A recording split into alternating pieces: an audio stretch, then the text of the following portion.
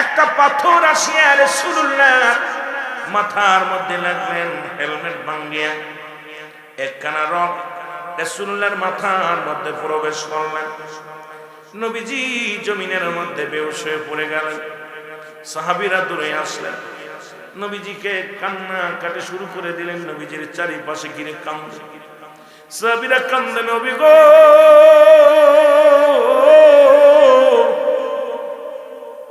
যদি আমার নবীর কিছু হয়ে যায় রে, আমরা কি বাঁচব? নবীর প্রেমে আসক্ত হইয়া সাহাবীরা কাঁদতে শুরু করলো রে। দূর থেকে এক সাহাবী দৌড়ে আসলেন, সাহাবীর নাম হলো মালিক ইবনে সিনান। সাহাবীর নাম কি? জোরে বলেন, নাম কি? মালিক ইবনে সিনান। বলে নবীর সাহাবীরা রে, একটু সরে দাঁড়া, দেখতে দে আমাকে, আমার রাসূলের কি হয়েছে দেখিনি, যদি কিছু হয়ে যায় আমি মালিককে নিয়ে বাঁচবো। মালিক ইবনে সিনান তাকা দেখে রাসূলুল্লাহর মাথার মধ্যে রড ভেঙে রয়েছে, হেলমেটের রডটা ভেঙে রক্তাক্ত অবস্থায় জমিনের মধ্যে বেহুশ হয়ে পড়ে আছে গো। মালিক ইবনে সিনান রডটা দাঁত দিয়া টান দিয়ে বাইর করলো। রডটা যখন দাঁত দিয়ে টান দিয়ে বাইর করেছে, রক্ত তীরের মতো ছুটতে লাগলো রাসূলুল্লাহর গা থেকে। আমার নবীজির রক্ত মুবারক মালিক ইবনে সিনান সাইটা সাইটা খেয়ে ফেলেছে। ধরে বলেন সুবহানাল্লাহ।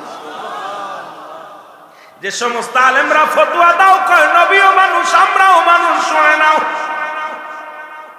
রাসূলুল্লাহ রক্ত মুবারক চেটে খেয়ে ফেলল গো। সাহাবীরা বলে, এ মালিক ইবনে সিনান, তোমার ঈমান চলে গেছে, কারণ মানুষ মানুষের রক্ত খাইতে পারে না, তুমি মানুষের রক্ত পান করলা, তোমার ঈমান চলে গেছে। মালিক ইবনে সিনান বলে, দুনিয়ার মানুষ শোনো, পৃথিবীর সবার কাছে রাসূলুল্লাহর রক্ত মুবারক হারাম হইতে পারে, আমি মালিক ইবনে সিনানের কাছে 100 বার 1000 বার হালাল। মালিক ইবনে সিনান বলে, এ মানুষ শোনো, তোমাদের সবার কাছে হারাম হইতে পারে, আমার রাসূলের রক্ত মুবারক আমি মালিক ইবনে সিনানের কাছে 1000 বার 100 বার 1,00,000 বার হালাল। সুবহানাল্লাহ। রাসূলুল্লাহর হুশ হলো, রাহমাতুল লিল আলামিন হুশ ফিরে পাইলেন। সাহাবীরা আরজি করে, ইয়া রাসূলুল্লাহ, ইয়া হাবিবাল্লাহ, আপনার রক্ত মুবারক মালিক ইবনে সিনান পান করেছে। নবী গো, মালিক ইবনে সিনানের ঈমান চলে গেছে। আমার নবী ডাকতে বলে, মালিক? বলে, জি হুজুর, লাব্বাইক ইয়া রাসূলুল্লাহ। মালিক রে, তুমি কি জানো না মানুষ মানুষের রক্ত পান করতে পারে না, মানুষ মানুষের প্রস্রাব খাইতে পারে না, তুমি কেমনে মালিক ইবনে সিনান, তুমি কেমনে রক্ত পান করলা? তুমি কি জানো না এটা হারাম? মালিক ইবনে সিনান বলেন, দয়াল নবী গো, মায়ার নবী গো, শোন, আমি গুনাহগার, আমি পাপী, আপনার কাছে আরজি করি, পৃথিবীর সবার কাছে আপনার রক্ত হারাম হইতে পারে, আমি মালিক ইবনে সিনানের কাছে 1000 বার হালাল। এ আলেমরা, মালিক ইবনে সিনান ফতোয়া দিতে, হুজুর সবার কাছে হারাম হইতে পারে, আমি মালিক ইবনে সিনানের কাছে 100 বার 1000 বার হালাল। সুবহানাল্লাহ। আমার নবী মালিককে বুকের মধ্যে টানতে নিয়ে বললেন, পৃথিবীর মানুষ, এ জগতের মানুষ শোনো, যদি দুনিয়ার মধ্যে কোন জান্নাতি জীবিত মানুষ দেখতে চাও, যদি পৃথিবীর মধ্যে কোন জীবিত জান্নাতি মানুষ দেখতে চাও, তোমরা আমার মালিক ইবনে সিনানকে প্রাণ ভরে দেখে নাও। দুনিয়ার মুসলমান,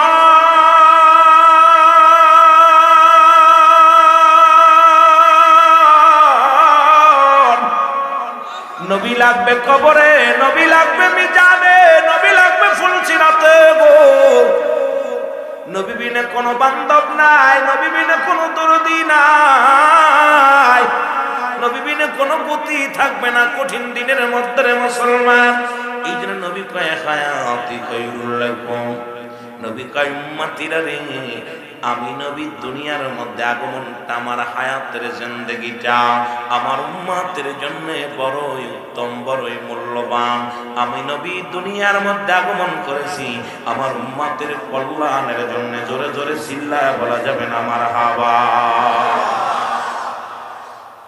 একটা বিষয় লক্ষ্য করবেন, নবীজি বলতেছেন হায়াতি খায়রুল লাকুম, আমার হায়াতের জিন্দেগিটা 63 বছরের জিন্দেগি নবীজি দুনিয়ার মধ্যে শরিয়াতে।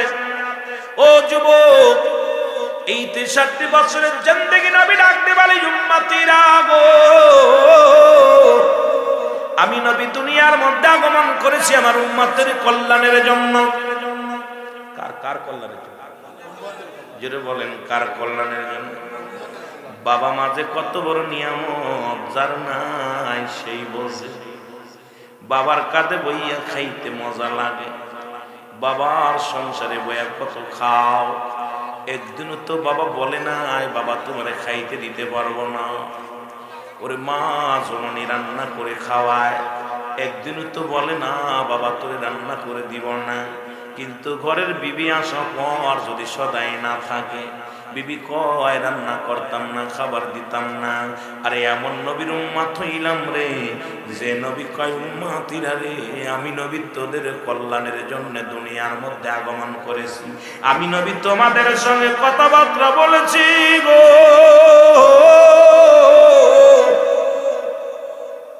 আমি নবী আমার উম্মতের সঙ্গে চলাফেরা করেছি, আমি নবী আমার উম্মতের সঙ্গে উঠা বসা করেছি। আমি আমার উম্মতিরা কেমনে সংসার করবে সব কিছু বোঝায়া দিলাম। আজকে বড় কষ্ট হয়, যে নবী বকরি চড়াইল আমার আপনার জন্য, যে আমার উম্মতিরা যদি গরিব হয় যেন দুঃখ না পায়। নবী মাটি কাটলেন যে জন্যে, যাতে কোনো উম্মত দরিদ্র হয় সেজন্য কষ্ট না পায়। নবী রাখালি করলেন কিসের জন্যে? নবী বলছে উম্মতিরা যদি কেউ দরিদ্র হয় যেন কষ্ট না পায়। আমি নবী সর্বগুণের গুণান্বিত হয়ে দুনিয়ার মধ্যে আগমন করলাম। এবার আমার নবী বাদশাহী করেছে রে মুসলমান। নবীজি যে জুব্বা মুবারক গায়ের মধ্যে দিছে, তৎকালীন জামানায় 42,000 দিরহাম ছিল তার দাম। আজ পর্যন্ত কোন পৃথিবীর কোন রাজা বাদশাহ পড়তে পারে নাই। নবী আমার রাজত্ব করে গেলেন, সবাইকে বোঝাইলেন উম্মতিরা রে, তোমরা যদি রাজত্ব করো যেন অহংকার না আসে, তোমরা যেন বাড়ি গাড়ির মালিক হলেও যেন তোমাদের ভিতরে অহংকার না আসে। আর সেই নবীকে যদি বলে কাও বয়, আর দুঃখ লাগে অন্তরটার কলিজার মধ্যে লাগে রে মুসলমান। রে আমার আপনার জন্য নবী এত কষ্ট করলো উম্মতের জন্য, সেই আমি আস্তে আস্তে আলোচনার মধ্যে যাব। দুঃখ লাগে ও যুবক, কথা কি বোঝা যায়? ভাষা কি বোঝা যায়? যেহেতু মাগুরা জেলার ভাষা আর সিলেটের ভাষা এক নয়, এক দেশের গালি এক দেশের বলি। ও যুবক, আপনার ভাষার লগে আমার ভাষা মিলবো না, আপনার কথার লগে আমার কথা মিলবো না, তবুও চেষ্টা করবো বইয়ের ভাষা কথা বলার জন্য, যাতে আপনারা বুঝতে পারেন। এখন আমার নবীজি সব কিছু করলেন আমার জন্য। ওই যে ছোট্ট একটা হাদিস থেকে বয়ান করলাম, হায়াতি খায়রুল লাকুম, আমার নবী কয় আমার হায়াতের জিন্দেগিটা শুধু উম্মতের জন্য কল্যাণ শুরু। জোরে বলো মারহাবা, আর একটু জোরে বলেন মারহাবা। এই দুনিয়ার মুসলমান শোনে নাও, এই নবী আমার, আরে আবার নবীজি বিয়ে করলো মুসলমান। নবীর বয়স যখন 25, আম্মা জান খাদিজাতুল কুবরার বয়স তখন 40। আবার নবীর বয়স যখন 53, বিয়ে করলো 6 বা 7 বছরের বয়স ছোট্ট একটা মেয়ে। এটা দ্বারা প্রমাণ করা দিছে উম্মতিরা রে, ও উম্মতিরা তোরা স্বামীর জাতি, তোদের মর্যাদা বেশি পৃথিবীর মধ্যে। মেয়েরা শুনে নাও, তোমার স্বামী যদি বয়সেও ছোট হয় তুমি তাকে সম্মান করো, যদি তোমার স্বামী বয়সে বড় হয় তবুও তুমি তাকে সম্মান করো। এটা প্রমাণ করতে যাইয়া রাসূল বিয়ে করলেন একবারে ছোট একবারে মুরব্বী। আজকে তাকেও নিয়ে যারা কয় খাদিজা বুড়া আর একে বিয়া করেছে, তার মানে তাদের ইমানের মধ্যে হট্টগোল আছে। জোরে বলেন ঠিক কিনা? ও কথাগুলো বুঝে নিয়ে আমি কাউকে গালি দিতে আসি নাই। আমিরুল আমিন সিদ্দিকী কাউকে গালি দিয়া কারোর গিবাত করে এগুলো শিখি নাই। কাউকে মন্দ বলার জন্য এখানে মাহফিল করছেন, টাকা খরচ করছেন আপনারা, কষ্ট করছেন আপনারা। আমি মাইক পাই আমার মন মতো আলোচনা করব না বাবা। বড় কষ্ট হলো নবীজি এটা দিয়ে গেলেন কিভাবে, যে আমি যখন রাসূল বিয়ে করার পিছনে একটা ইতিহাস ছিল। এমন উম্মত হবে তারা এই বয়স তখন অল্প থাকবে, একটু বেশি বয়স্ক মেয়ে বিয়ে করবে। তখন মা খাদিজা নবীজিকে এত ভালোবাসছে, নবীজি সারা জীবন যতদিন দুনিয়াতে শরিয়াতের জগতে ছিল আমার নবী রাহমাতুল লিল আলামিন খাদিজার কথা বলতে পারে নাই। জোরে বলেন ঠিক কিনা? তাহলে খাদিজাকে কম ভালোবাসছে? কথা কম। এইবার রাসূলে পাক সাল্লাল্লাহু আলাইহি ওয়াসাল্লাম আবার ছোট্ট একটা বিয়ে করলেন, 6-7 বছর, 9 বছরে বাসর, কেউ বলে 7 বছরে বাসর। এটাকে নিয়েও আমার দেশের কিছু মানুষ, এসব কথা বলবো না, দুঃখ লাগে যে নবীজি বিয়ের ব্যবসা করছে। নাউজুবিল্লাহ বলেন না? নাউজুবিল্লাহ বলেন। আরে যদি এটাই তোমার মন লাগে নবীজি 14 জন বিয়ে করছে, তুমি কয়টা করছে? একটা করছে, ঠিক আছে ব্যবসা করছে। আমার নবীজি জানাজা কয়জন পড়াইছিল? তোর জানাজা এত মানুষ দরকার কেন? জোরে কোন ঠিক কিনা? তোমার জানাজায়, মন্ত্রীর জানাজায় হাজার হাজার মানুষ, লক্ষ মানুষ, জনতা তুমি নিয়ে আসো, ঢল ফেলিয়ে দাও। কিন্তু রাসূলুল্লাহর জানাজা কে পড়িয়েছিল? রাসূলুল্লাহর জানাজায় কত হাজার লোক ছিল আমাকে বলতে হবে। আজকে তুমি খালি রাসূলকে নিয়ে কটুক্তি করলে, কিন্তু রাসূল যে আপনার আমার জন্য একটা দিক নির্দেশনা হয়ে উম্মতের কান্ডারি হয়ে এসেছিল, এই চিন্তা মাথার মধ্যে নাই। জোরে বলেন ঠিক কিনা? আমার বাবারা, আবার নবীজি বিয়ে করলেন যে তোমার স্বামী যদি বয়স্ক হয়। দেখেন আম্মা জান আয়েশা ছোট্ট মানুষ, বলছি ইয়া রাসূলুল্লাহ আপনি কাঁদেন কেন? আজকে আমার বড্ড খাদিজার কথা মনে পড়তেছে। বলি ইয়া রাসূলুল্লাহ আমি এত ভালোবাসবো আপনাকে, এত ভালোবাসা দিব যে পৃথিবীর মধ্যে আমি খাদিজার কথা আর মনে করতে দিব না। এটা দ্বারা প্রমাণ হলো যে নবীজি ছোট্ট মেয়ে বিয়ে করলেও সে নবীকে সম্মান করেছে, তাজিম করেছে, মাথায় রাখছে। আর আমাদের দেশের এই সমস্ত নেতাদের বিবিরা ওদের মাথায় মারে ঝাঁটার মারি, মুখি মারে জুতার বাড়ি।